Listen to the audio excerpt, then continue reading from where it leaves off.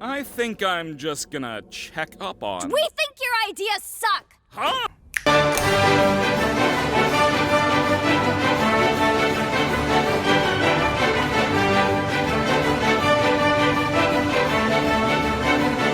I can't believe I was questioning how everyone just decided Caine was evil only for him to do exactly that. And he has my full support. Hi there, been a minute. So much so that I wrote the script right after episode 8 was out, and it's now been a month since. Wonderful. So last time I talked about the digital circus, I was talking about Caine and how he's kind of a bad writer, and I want to think I was at least half right, although it is a chilling notion to know that if I said that to his face, I'd have been pancaked into an electric fence. The entire meltdown he had was so cool to watch, especially with the context of him trying so hard to appeal to them, but unable to really understand the humans on a fundamental level. And it is genuinely shocking to see what he's capable of when all the filters are off and what he's done. To Pomni. What, you thought I'd talk about Caine after that Abel fuck-up? Absolutely not! We're shifting focus, fuck that!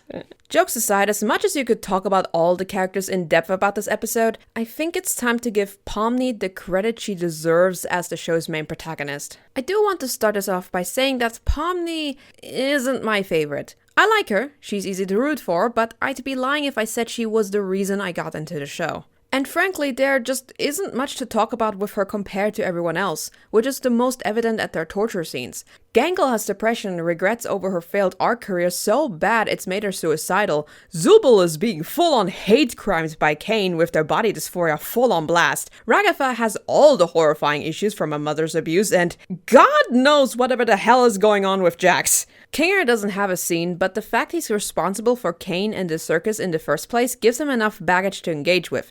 Rip to Queenie. And then we get Pomni with her greatest trauma. Her character AI situationship. Okay, but as funny as this meme is, this sentiment is the single reason I decided to talk about this. It's one thing to joke about her having the hots for a gummy made of binary code. It's another, however, to completely misunderstand why Gummy Goo was so important to her and why killing him off was so traumatizing for her. And yes, I mean traumatizing. I think because every other circus member is dealing with very in real life relatable traumas for audiences, Pomni's is difficult to really grasp, which in turn makes her seem a much less interesting character to analyze. I am guilty of this as well. That doesn't change, however, the fact of how overwhelming the digital circus has been for her. It's also made less impactful since, well, there's a whole 5 other characters that had gone through this whole process themselves. So, surely, there must be more to Pomni. There must be something that gnaws on her heavily aside the circus like everyone else. Right? Well, here's where I'm gonna throw in maybe a rather controversial take. This line I've been through worse. is about her being an accountant. It was at best a joke, and at worst her recalling days with her bad coworkers. I am in heavy doubt this was about anything serious. At all. I think if there was a heavy past insecurity or trauma following her every step of the way, we would have figured it out by now. And all we have learned so far about her at her most insecure are 3 things. 1, she's bad at handling jump scares. 2, she doesn't like people treating her like a child. And 3, she doesn't want to be abandoned. Let's start with the quickest one, the jump scare. That, like Jax's corn thing or Ragatha's fear of centipedes, is more of a personality thing rather than anything that really says anything about her past. A lot of people can't handle horror. I can't handle horror. It's a pretty casual thing to dislike and just means she's a bit sensitive to scary imagery and sudden changes.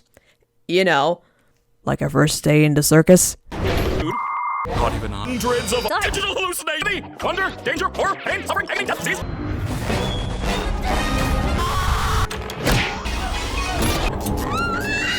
Side note of a 4th thing we kind of know, which is Pomni not liking to be touched. It's definitely worth noting as it could potentially have trauma attached to her, but indicative of her fear of jump scares, I think she's just a bit sensitive. But her being willing to touch or be touched throughout the story is important to point out. I'm just not gonna bother cause other people have pointed that one out already, so let's move on. Second is her insecurity of her being perceived as a child. Something very easy to imagine is being a young woman in accounting, there would definitely be people around her constantly demeaning her efforts and not wanting to take a girl fresh out of college too seriously. That is definitely something that weighs on her, as it is reflected on her design and bedroom. Thing is though, if it was such a big insecurity, you'd think she'd have a bigger response to people, mainly Ragatha and Jax, and yes, Jax, making fun of her and treating her like a little girl. And as far as I could tell at least, it's more of an annoyance to her. Don't get me wrong, it can be a pretty big mental burden to not be able to be seen as an equal and have people treat you younger than you really are. What I am saying is that Pomni isn't as insecure about it to the same degree as Ragatha is with her people-pleasing as an example. Not to have them get competitive over mental illnesses, but in general, Pomni doesn't ever try too hard to seem like an adult or be independent. It annoys her, yes, but not enough to really get under her skin. It comes off less of a big insecurity and more so just a minor thing she gets irritated by at best. If it ever was a big insecurity, then she's long gotten used to it or has learned not to let it get to her for a while now. And then we have her fear of abandonment. Being left behind from that dream sequence and the whole of episode 2. On the surface, it looks like something that could be the root of some past experiences. And it is possible episode 9 might show a proper flashback regarding it. But until June 19th, I'd like to propose a small headcanon, or analysis if you will, that her fear of abandonment was born right here. I'm sorry! She left Ragatha to glitch and hurt twice within the pilot. It's understandable considering she had just met her and her being chased by a modern art sculpture with multiple eyes. But you can tell she felt quite guilty over it once it's over. Not in a big dramatic way, but you can tell she feels great shame over it. Her and Ragatha in general have a very slow start in terms of their rapport, and it's partly because of this incident. Not only that though, but the same pilot this happens in, a close friend just gets sent to the cellar and everyone just moves on. It's no surprise that she'd project her own guilt into the others, thinking they'd abandon her too and just forget her just like Kaufmo. There is, however, another possible source, and it's from this line. One nightmare after the next. I knew it would end up like this. He just wants me to suffer. When I say that fear was born in the circus, I don't necessarily mean inside it, but the build up to it as well. The way Ragatha got into the circus shows that it wasn't just her, but a group of people that randomly wandered into the office building. Guys, I can't figure out how to... guys? For what reason is still unclear, but it does show that they need to get introduced to it to get wrapped up in it. For Ragatha, it makes sense that it'd be due to a bad friend group forcing her in only to get abandoned straight away, since, well, only she got into the circus. So it's not out of the realm of possibility that someone may have led Pomni to the circus. A friend, a company associate, hell, a partner, who knows. It's possible that she felt abandoned by whoever led her to the circus. Pomni comes off as someone who basically had an average life with maybe 1 or 2 friends, just getting a safe job with not much aspirations and just living a quiet, uneventful life. Going into abandoned buildings for mild thrills, but not seeking out more than that. Finding meaning in a stagnant life. So, it'd be natural if her being sensitive to horror would get her absolutely traumatized by being sucked into a virtual world out of nowhere, especially if someone she trusted rather recently roped her into it. That could very well explain her fear of abandonment without having a real history of it before the circus. I did see people suggest it may be a connection to her having had an abusive relationship in the past, and that's very possible. I do, however, think giving another character an abuse story is getting a little old. Of course, in real life, multiple people go through bad relationships and toxic bonds, but as a story, it can feel just a little bit redundant, especially because I think Pomni's trauma being the circus itself is actually effective by itself. Let me explain. The first episode is when we see Pomni at her most freaked out. Being sensitive to horror, it makes sense that this whole ordeal is a perfect nightmare to her to be susceptible to. I mean, Guys, Caine is a fucking jaw of teeth. I know we all want some of it, but in universe, Caine is terrifying as hell. Within that episode, Pomni is being accompanied by Ragatha and Jax, two extremes of the spectrum. One overly positive and one overtly apathetic, both masking their feeling of hopelessness in their own way and terrible people to confide with for Pomni. This gets worsened by the abstraction that chased her, making her abandon Ragatha in the process. And again, that happens twice. By the end of it, Kaufmo gets sent to the cellar and everyone just sort of moves on. So not only is Pomni faced with horror after horror all at once, but also is under the impression that no one would care if she was gone. The fact she ran out on Ragatha as well just strengthened that feeling, as she too, like Jax 0.2 seconds into the situation, dips. To her, she is just stuck in a nightmare. And to be fair, she very much is. Then comes episode 2. Pomni comes to realize that their whole existence is basically just role-playing 24/7. So not only is she feeling stuck with people that she thinks don't give a shit about her truly, but she is stripped of any possible aspirations she could have had or anything worth moving towards. Just a player, place to play house, and then forgotten. With no one to really talk about this cause, let's be real here, Ragatha meant well, but she is the last person Pomni needed. Their relationship is rather shaky at this point, as Pomni is still processing her predicament. So then, you can see why Gummy Goo is incredibly important to her. Even though she is a human with a life and a past, in the digital world, she's not much different from an NPC, just doing what she's told to do, and that's it. It makes it truly feel like she can bond with him, as they essentially feel like nothing. And because of this bond they share, Pomni doesn't feel as alone about it as before, and helping Gummy Goo gives her the chance to undo that mistake she's made with Ragatha, to not leave him behind and be there for him. So it makes sense why Caine doing, well, that would have been enough to make her completely relapse. It made it feel like trying to connect and show empathy like a lost endeavor. But just before the episode ends, the group holds a funeral for Kaufmo. I don't have to explain to you how this gave her reassurance that she isn't as alone as she thought she was, as that's just shown to you in your face. I do want to, however, point out the hands that actually reach for her. Ragatha's, Zubal's, and Gangle's. Jax's absence is pretty self-explanatory, and Caine is obviously the source of all of her agony. But then there's also Kinger missing. Whether Pomni was aware of it or not, she placed Kinger in her mind as someone she couldn't rely on, because of him being, well, Kinger. Editing arts are in here, so I just noticed in the sequence Kinger's hand is actually in there, but it's in the back, so you can barely even see that it's present here at all. And I think you can still make a point here that Pomni still sees Kinger as someone less to rely on and have Gangle's, Ragatha's, and Zubal's hands much more prominent in comparison. Just so no one says I missed something again. Then comes episode 3. As you can see, I'm not trying to summarize the whole plot of the episodes. You watched them, so I'm only pointing at the important bits for this. Pomni is engaging herself more with the group now. Previously, just tagging along and getting roped into things is now actively participating in their group activities. As Caine announces the adventure, Pomni makes a comment hoping the NPCs don't become self-aware again. Keep that in mind. This is the episode where we learn of Pomni's sensitivity towards horror, which again explains her losing her shit. It is also the episode where she is forced to spend time with Kinger, someone very unstable in her eyes.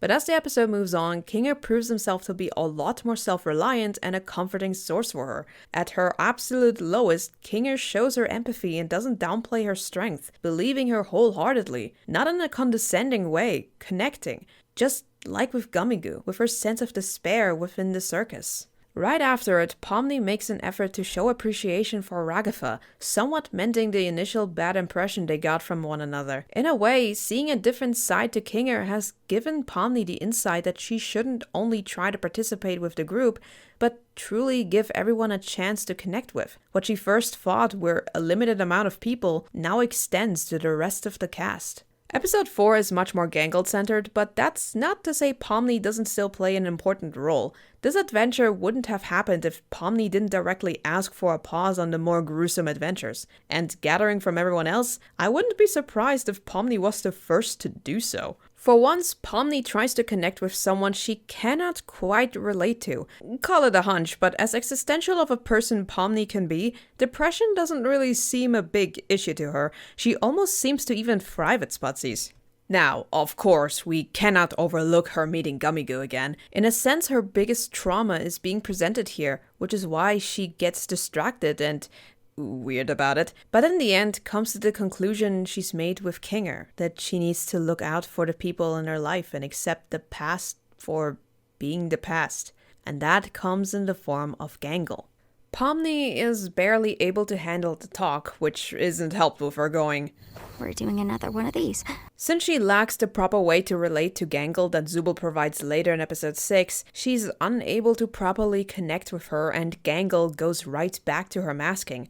Pomni isn't a therapist. Expecting her to handle every emotional talk flawlessly would be unfair, but she does something far more important. She may not know how to empathize with Gangle. What she does know is she's lost, she's tired, she's at her last rope, and the best thing Pomni can do for her at this moment is to make her life just a little easier, taking on the closing shifts and let Gangle leave before her. She has recognized with Gangle what she can and cannot do, tapping into her empathy instead of trying to force a heart-to-heart when she's simply the wrong person for it. But that will never mean that she doesn't care about her. That said, another rather big thing happens in this episode. How you doing? I'm doing fine. This transitions us to episode 5. This technically is a Ragatha episode, but I think most of us have kind of clocked it more as the Jax and also Ragatha as their episode instead. I don't mind that personally, but I think labeling it as such is a bit disingenuous, I'd say. Although I think not properly taking responsibility for supposed edgy humor facilitating racism in the fanbase is a much bigger issue in Gooseworks, but let's focus on the show itself for now. This is mostly when she starts getting closer to Jax. The Sputsy scene is the first indicator to Pomni that, holy shit, Jax can be normal. This goes into a similar mental process as with Kinger, thinking for the longest time he isn't someone she could get closer with, only to see she has a lot more natural chemistry with him than with everyone else at the circus. It's not to excuse his actions, so to say, but you can tell Pomni sort of gravitates towards a bit rougher people instead. That's, I think, why we don't get a special dynamic with her and Zubul. These two probably get along fine without any extra effort or any emotional pauses. Not close, but still get along just fine. Pomni dislikes horror, but enjoys mild thrills. And while maybe mild is not the best use for Jax, in terms of his casual humor, it does have some bite to it that she's more in tune with.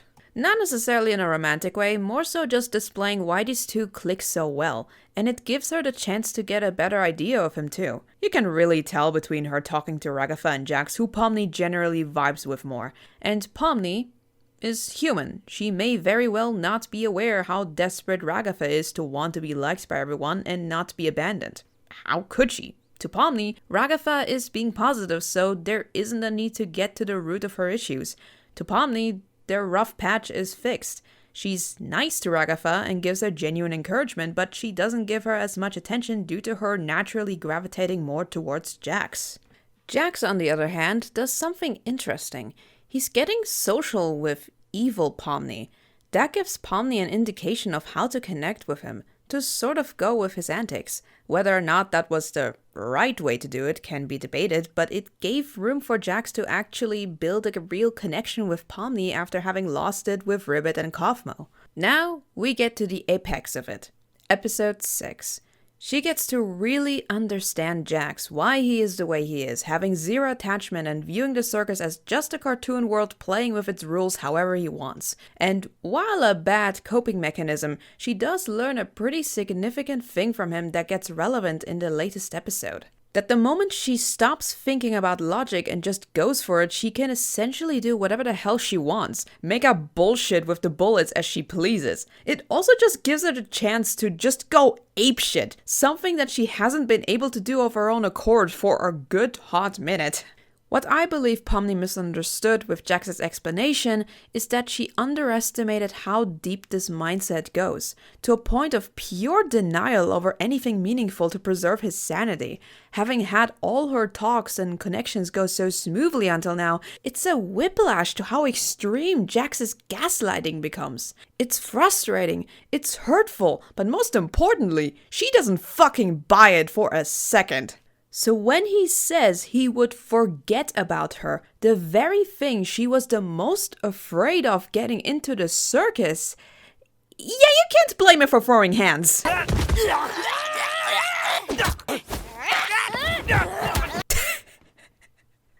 did I write Funny Bunny Ultimate into the script? What? He is, whether aware of it or not, bringing up a piece of her trauma to her. Her abandonment of Ragatha, losing Gummigoo, her stranded in this circus. It's a mockery of how far she's come, and she isn't letting him completely crumble within her. Attacking him is maybe not the best thing she could have done, but she essentially challenges his nihilism, put his money where his mouth is, and really try to hurt her. And yet, he doesn't. He probably could have the first 2 episodes, but not in this fight. Not after actually feeling a real connection. Not at something he feels human towards, an emotion he so desperately tries to bury to not get hurt. In the edgelord speech Jax gives, Pomni isn't internalizing any of it. She just watches him burning a bridge, seeing in his eyes how little he means any of it. What he states is only partially true. He does hurt others, and he is using everyone as playthings. Where he lies is that it's for fun. It's not. Not really. It's a desperate need of control to keep himself in this detachment from his own humanity. And that little swear he repeats tells Pomni all she needs to know. This is why he's like this. He prefers to act as a villain if it prevents him from getting hurt by close connections. And she cannot do anything about it. Not the way she did before, at least.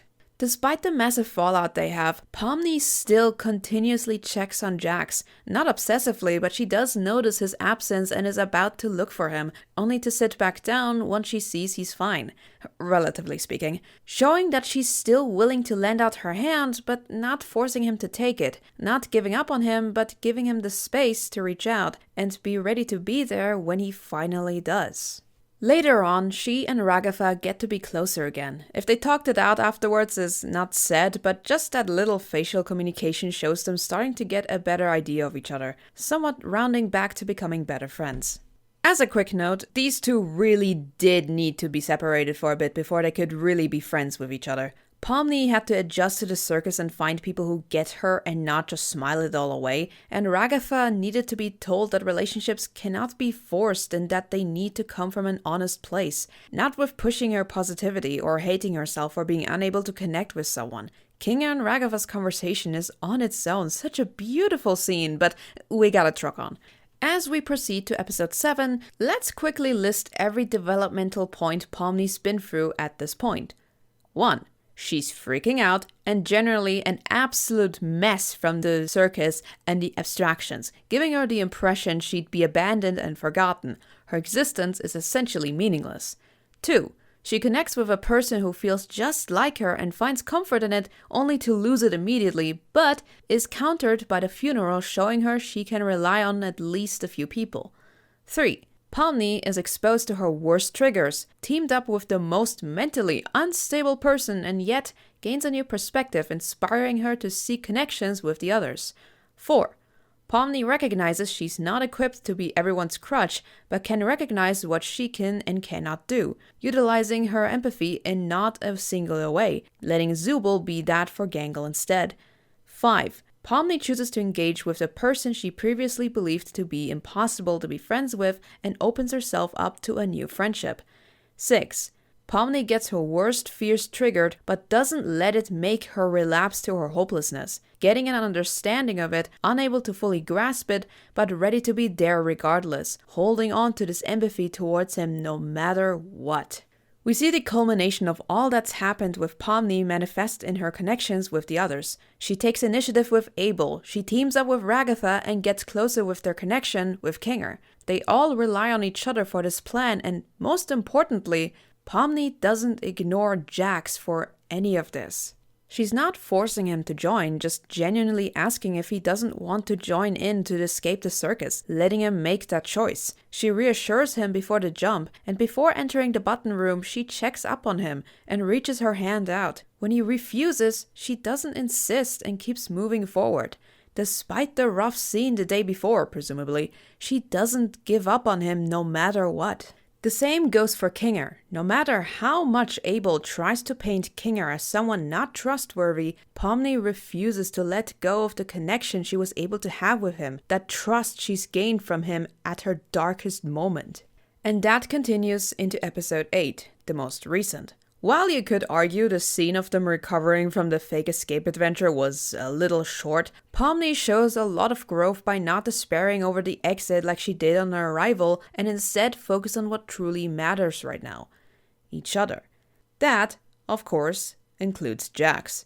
Even after he chose to push the button to stay, that if it were real, could have screwed them over, the fact they are all stuck together means they need to be there for one another instead of cannibalizing amongst them over what could have been.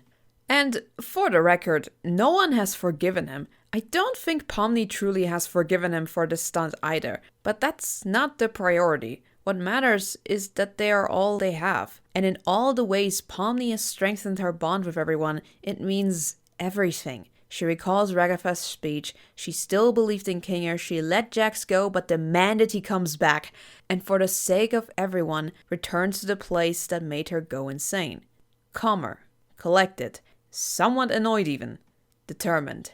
But just before that, she looks at herself in the mirror, just like in the pilot, making the same gesture, but not with existentialism or horror, but acceptance. Yep, this is me. And boy did I look chopped first time around. What on earth happened, bro?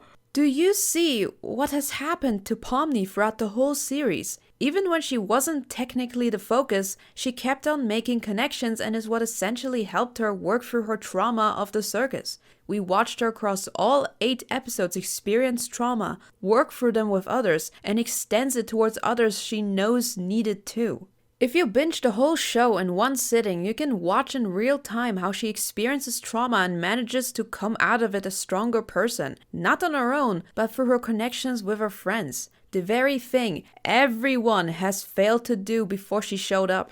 Zubul avoided the adventures and barely socialized with the others. They did nothing about Gangel's bullying until the guns episode. Gangel got stuck with Jax and his cycle of abuse, unable to have support. Kinger was quite literally unable to make connections due to his condition. Ragatha pushed too hard for affection and positivity without properly establishing a real connection. And Jax would literally rather abstract than let himself feel connected to anyone ever again. While Zubul and Gangel connecting isn't exactly caused by Pomni herself, you could argue that just by this shift of dynamic that Pomni has caused, it allowed them to focus on each other that maybe wasn't possible before. And just with that, Pomni is a prime example as to how troubled people can truly heal from their past. Not by isolation, not by constant provocation, and not by submitting yourself to the despair, but to lean on one another, lending out a helping hand, no matter how long it takes to finally accept it. It doesn't matter if not everyone can understand everyone,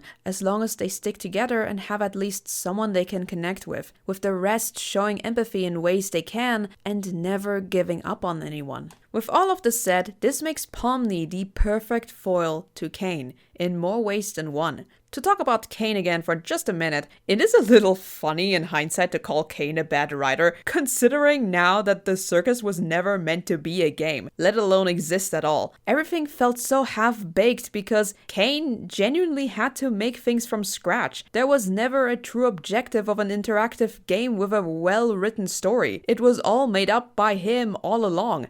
And that is fascinating.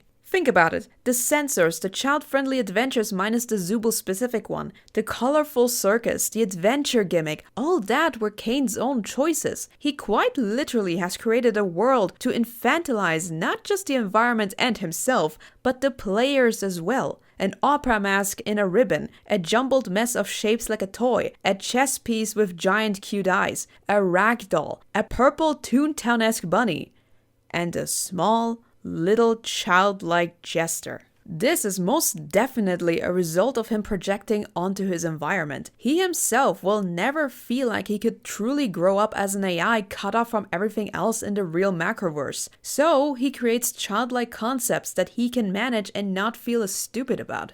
This results in him developing an ego. Surely he knows how everything is supposed to work. He created all of it. It's the one thing he's good at. The only thing that makes him not feel like a broken person incapable of doing the most mundane things. It's all that makes him functional, which again is extremely relatable to every neurodivergent person out there.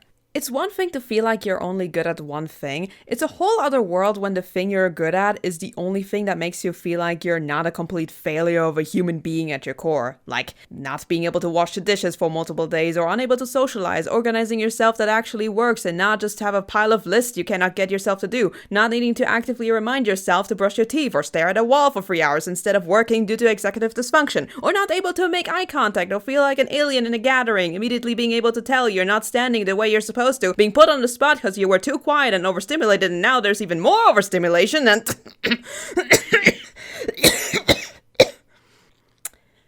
So anyway, regardless of the relatability of it all, Caine is still fundamentally selfish, as even if he's just neurologically, or the equivalent of it here, incapable of truly empathizing, he still makes the choices to refuse to listen, to sit down and just, for a single second, let go of his obsession with adventures and actually hear everyone out. He was actually really close to getting it in episode 5, but let his own panic and ego get in the way to truly learn from the experience, keeping himself stagnant, and to a degree, you do have to feel sorry for him. He's battling with his need for human connection against his own selfish desire to only express his own passions. He prides himself way too much in his purpose that the idea of letting that go for even a second makes him feel unwanted, lost, useless, and abandoned. It's a hard thing for him to let go, not realizing he's isolating himself and just making it worse by letting his inner thought bubbles get the better of him.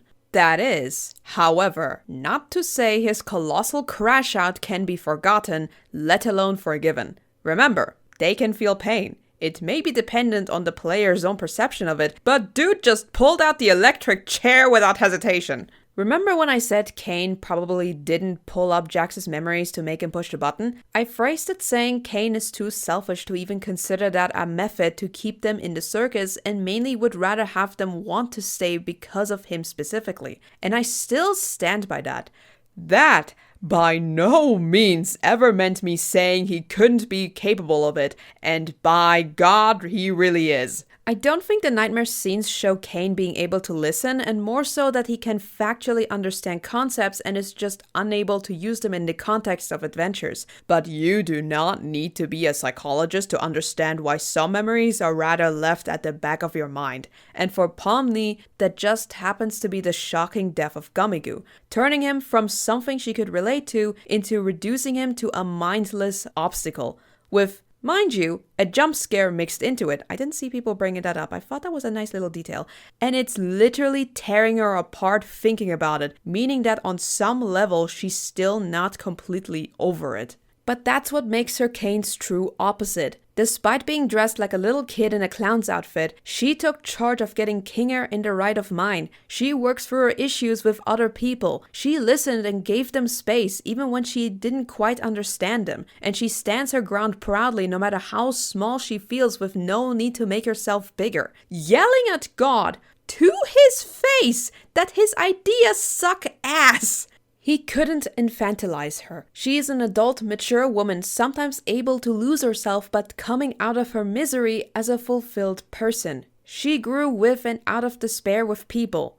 Caine did not. She listened to people and gives people space. He does not. She can put her own grievances aside for others without sacrificing her integrity. Caine cannot. This is why, even if she does end up having a proper backstory in June, Pomni genuinely doesn't need it in my eyes. We have watched her get traumatized, work through it, give back that empathy to others, and come out as a stronger person through her connections to rage bait an all-powerful being. That's not to say there isn't room for further growth, otherwise there wouldn't be a whole 1.5 hour movie left to show, but that it doesn't really need to come from her past. Despite all that she has been through, she was able to get back on her feet. Despite everything, it's still her. Pomni will never be my favorite. I'm too gravitated towards depressed dudes who needed therapy yesterday, but saying Pomni hasn't gone through any character development does her a disservice to how perfectly she encapsulates the themes of the show. She might not have a lot of sauce on her, but she really doesn't need it. She's exactly what the show needs her to be, and I cannot wait to see how she concludes the story. To make it clear again, I'm not saying there can't be a backstory. I'll probably be fine with whatever they'll bring up next episode. All I want to argue is that Pomni's development in isolation is enough for me to see her as a fully fleshed out character, and any backstory would only supplement it rather than fix or complete a picture. As far as I'm concerned, she is already the perfect protagonist of the amazing digital circus. And if I missed some other ginormous detail again, I will have my own arm crash out!